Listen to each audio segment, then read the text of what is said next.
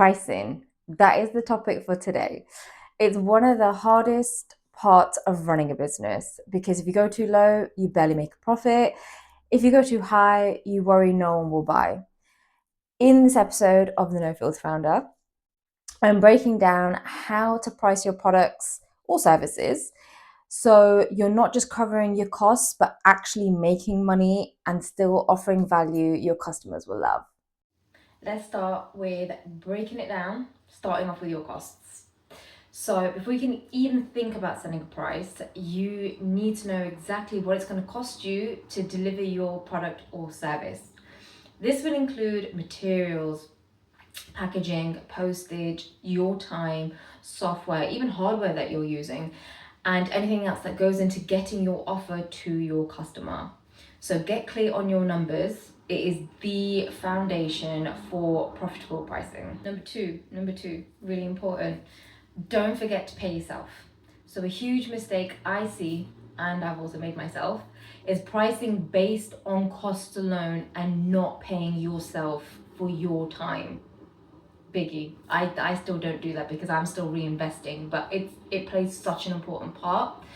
Your time, your energy, and your expertise matter in all of this.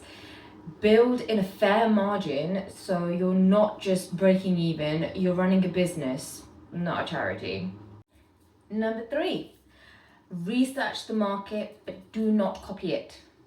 Just don't copy it. It's tempting, just don't do it.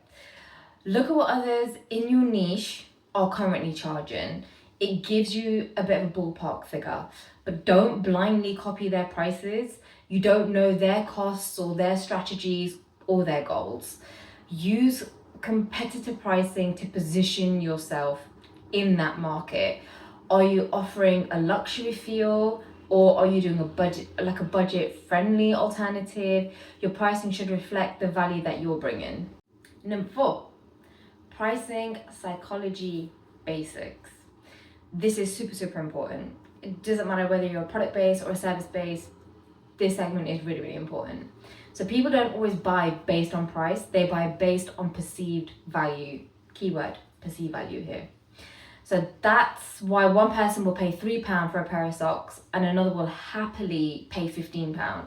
It is about the branding, trust, and how your product makes your customer feel. Another keyword, how it makes your customer feel. Keywords, I should say. Use charm pricing, which is instead of charging a flat £20, use £19.99, or maybe bundles or introduction offers to add perceived value while staying profitable. So what did I do for my business? So when I first started my business, I completely undercharged.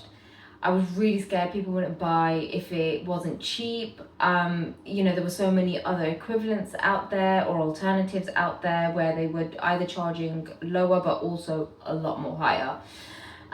But over time, I kind of realized that people were happy to pay more when I explained the quality that I was providing, the luxury feel that you would be getting, the fit, the look, the overall of my product, and how they couldn't find those type of styles on the high street. So I reviewed my costs over time, and I do this on an annual basis. I adjust my margins, which I do on an annual basis, and I started pricing with so much more confidence. Honestly, it made all the difference. I just want to mention two little tips that I've kind of learned over time. Is make sure your pricing feels good to you. You need to be proud and confident about it. Otherwise, there's just no point, especially when you're trying to explain the prices to your customers. If you're going for more of a luxury feel, you need to be confident in doing so. And reviewing and adjusting. This is something that I was really scared of doing. I just thought once you've set a price, that's it. It isn't a one-time decision. You can check it regularly. I tend to do mine yearly, but you can do it every 3 months, every 6, or every 9. Some people do it quarterly, as 369. But it's entirely up to you how and when you do it.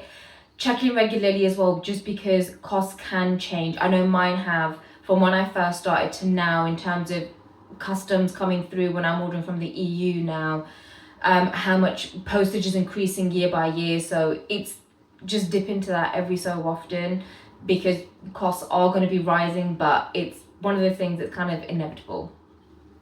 So something to understand is pricing is kind of broken down in three parts, how I see it. It's part numbers, part strategy, and part mindset.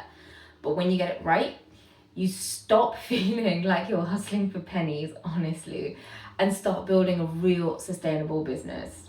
If this episode has helped you to see pricing in a new way, hit that subscribe button and also add me to your Spotify library because it's a nice thing to do. So you don't miss the next one. And tell me as well, please drop it in the comments. How do you feel about pricing your products or services right now? I'd love to hear your thoughts and opinions on that. Thank you so much for watching or listening.